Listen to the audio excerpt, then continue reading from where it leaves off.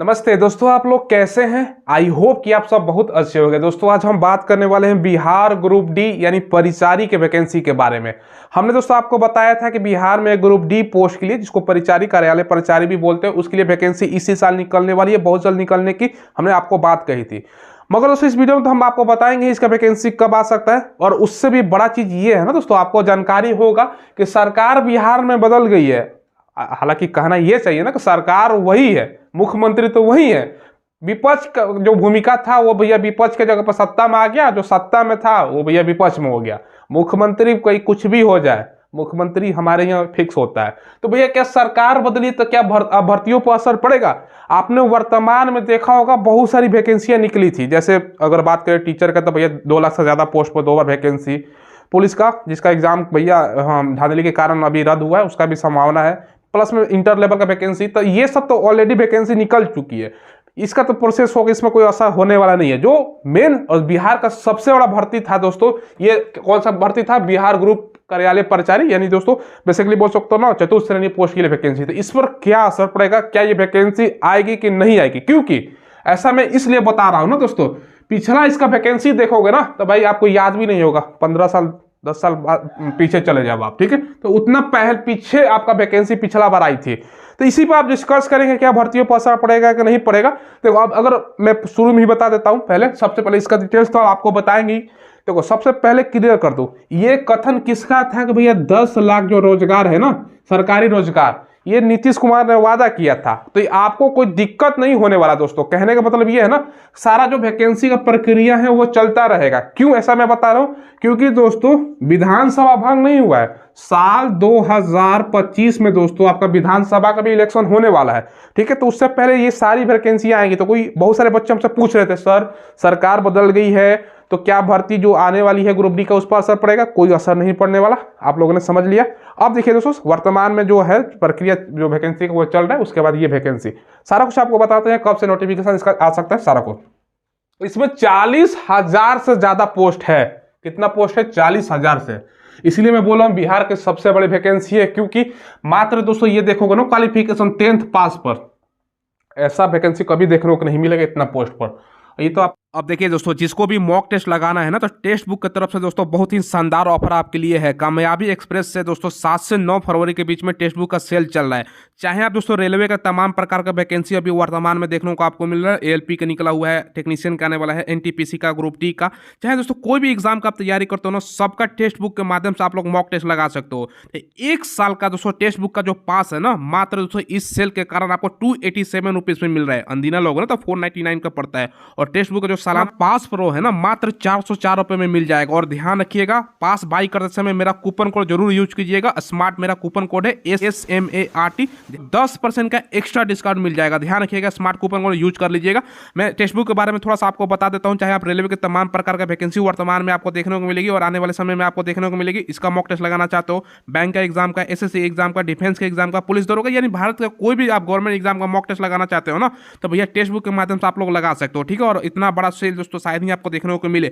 Link आपको video के description में है, जाइए आज ही मॉक टेस्ट लगाना स्टार्ट कर दीजिए दोस्तों। तो अप्लाई कब लिखा गया है, एज समझ लीजिए 18 से 37 साल है। बाकी ABC है तो 40 और SC है तो 42, और फीमेल के लिए भी इतना ही एज होता है।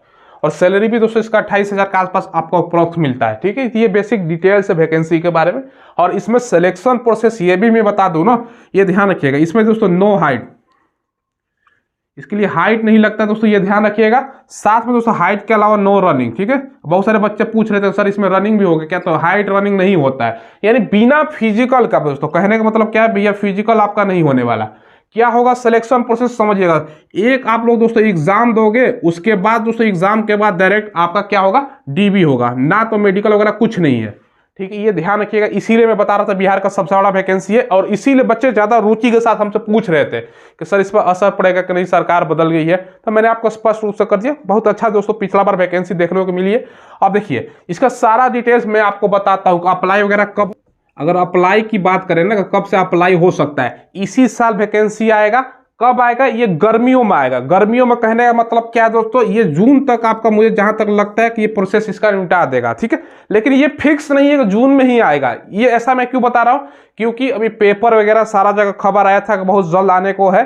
हाँ, ये आपको पता है कि बिहार में जातीय जनगणना के बाद आरक्षण का सीमा भी बढ़ा दिया गया है कि भैया कोटा बढ़ गया, बीसी का आपको 16 से था तब बढ़ के 6%, 3%, 1% ऐसा बढ़ा हुआ है, डाटा आपको जानकारी होगा। तो उसके कारण इकट्ठा किया जा रहा है कि किस विभाग में कितना पोस्ट खाली है, उसके इकट्ठा करने में 2-3 महीने का समय प्रक्रिया भी चल ही रही है, इसमें भी आपका समय लगने वाला है। बेसिकली बोल सकते हो कि इसी साल आपको वैकेंसी देखने को मिलेगा, कोई सरकार से असर नहीं पड़ने वाला, ये मैंने आपको बता दिया। वैकेंसियां तो आपको आएगी ही आएगी, ठीक है, क्योंकि भैया वर्तमान में पीछा जो सरकार थी उसमें वैकेंसी आई, तो इस सरकार को भी तो देना है, सरकार जो बदला इसको भी देना है, ठीक है, क्योंकि भाई कंपटीशन होता है। हमने इतना वैकेंसी, विपक्ष जो पहले सत्ता में था वो विपक्ष में हो गया, तो बोलेगा भैया हमारा जो कार्यकाल 17 महीने का था, इतना हमने वैकेंसी दिया, तो ये वाला सरकार कैसे बोलेगा जब तक वैकेंसी नहीं देगा। तो भैया दोनों बराबर करने के लिए वैकेंसी आपके लिए आने वाला है। इसमें आप लोग पूछोगे कि सर सिलेबस क्या है, ठीक है, ठीक है, सिलेबस अगर हम बात करें ना, ध्यान समझिएगा दोस्तों, सिलेबस का सबसे पहले इसमें पेपर जो होता है ना, OMR सीट पर पेपर होता है, यानी कहने का मतलब क्या है दोस्तों को ऑफलाइन आपका पेपर होता है, ठीक है। पेपर का जो लैंग्वेज होता है वो भी मैं बता दूं कि देखो इसमें दोस्तों इंग्लिश और दोस्तों हिंदी दोनों में से आप लोगों को जो सूटेबल हो, दोनों मतलब पेपर में लैंग्वेज होता है तो हिंदी ही आसान होता है, कोई दिक्कत की बात नहीं है। इसमें सवाल जो पूछा जाता है 10 स्टैंडर्ड का सवाल पूछा जाता है। और सिलेबस है क्या ये समझिएगा दोस्तों, सबसे पहले 100 क्वेश्चन आपसे पूछा जाएगा 100 मार्क्स का, ठीक है। समय की बात करें तो 2 घंटे का आपका समय होगा। निगेटिव अगर बात करें ना, देखिए दोस्तों, क्योंकि ये वैकेंसी पहली बार आ रही है तो जहां तक मुझे लगता है कि 1/4 निगेटिव हो सकता है, नहीं भी हो सकता है, लेकिन ये मान के आपको चलना है। पूछता क्या है दोस्तों, ध्यान समझिएगा, ठीक है। मैथ की अगर हम बात करें तो भाई मैथ से आपका 20 क्वेश्चन है, जीके और दोस्तों आपका जीएस से अगर बात करें ना, जीके जीएस से ये कितना क्वेश्चन है, इससे आपका 50 क्वेश्चन, इसका भूमिका सबसे ज्यादा है। इसमें दोस्तों क्या क्या है ये समझिएगा। जीके जीएस में आपका हो गया फिजिक्स हो गया, बायोलॉजी हो गया, इसके अलावा दोस्तों केमिस्ट्री हो गया और दोस्तों पर्यावरण विज्ञान, इन्वायरमेंट साइंस से आपका सवाल पूछ रहा है, तो ये ध्यान रखिएगा, इसमें ये भी प्रश्न इंक्लूड रहेगा। बाकी दोस्तों रीजनिंग का बहुत कम भूमिका है, मात्र 5 क्वेश्चन, और हिंदी का भूमिका अच्छा खासा है, इंग्लिश का नहीं पूछा जाता, 25 क्वेश्चन हिंदी का। ये बात आप लोगों को सिलेबस मैंने बता दिया। तो और दोस्तों इसका जो प्रक्रिया है ना काफी दिनों से चल रहा है। देखो अक्टूबर से ही कितना पोस्ट पे है, ये मैं एक नोटिस आपको दिखा रहा हूँ, ये बिहार सरकार का सामान्य प्रशासन विभाग का है। अक्टूबर से ही दोस्तों इसका सारा प्रक्रिया चल रहा है। मैं आपको पढ़ के थोड़ा सा प्रूफ के लिए भी दिखा देता हूँ। देखो विषय में क्या लिखा गया है, सभी अपर सचिव, मुख्य सचिव और प्रधान सचिव को लिखा गया है ना, और सभी जो जिला पदाधिकारी ये सब उनको लिखा गया है। बिहार कर्मचारी चयन आयोग को दोस्तों स्नातक स्तरीय जो आपका संयुक्त प्रतियोगिता परीक्षा जो कि 4th CGL है ना, इसके बारे में भी पूछा है। इंटर लेवल का वर्तमान में वैकेंसी आई हुई है जिसका एग्जाम होने वाला है। साथ में दोस्तों नीचे देखोगे ना 2 का तो दोस्तों प्रक्रिया आपको समझ लो, इंटर लेवल का तो ऑलरेडी आ चुका है, ठीक है। और जो अगला जो प्रक्रिया है ना, यहाँ पे देखो कार्यालय परिचारी विशिष्ट कोटि 4 यानी लेवल 4 के रिक्त पदों पर अधियाचना उपलब्ध कराने के संबंध में, यानी अक्टूबर में ही दोस्तों आपका इंटर लेवल का तो ऑलरेडी आ चुका है। अब बस बचा रहा है क्या दोस्तों, ये देखो कार्यालय परिचारी जिसको ग्रुप डी बोल रहा हूँ, इसका यानी पूछा जा रहा है सभी समान प्रशासन विभाग को ना, भैया आपके जिले में आपके एरिया में कितना कितना सीट खाली है, इसका डाटा दो।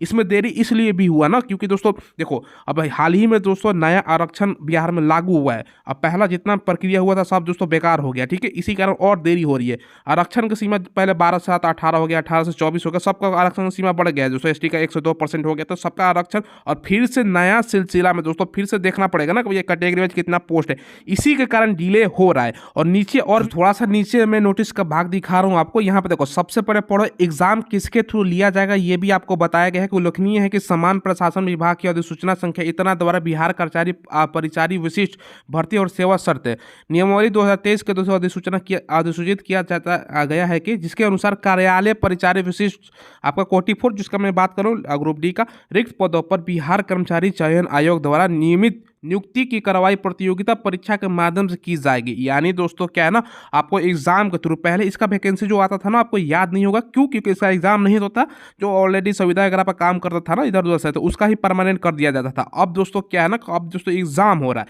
एग्जाम के माध्यम से, और बिहार SSC इसका एग्जाम कंडक्ट करवाएगा, ये भी लिखा गया है। आपको मैं ये भी बता दिया कि देखो यहाँ पर बिहार कर्मचारी चयन आयोग द्वारा इसका दोस्तों आपका होगा, ये एग्जाम कंडक्ट करवाएगा।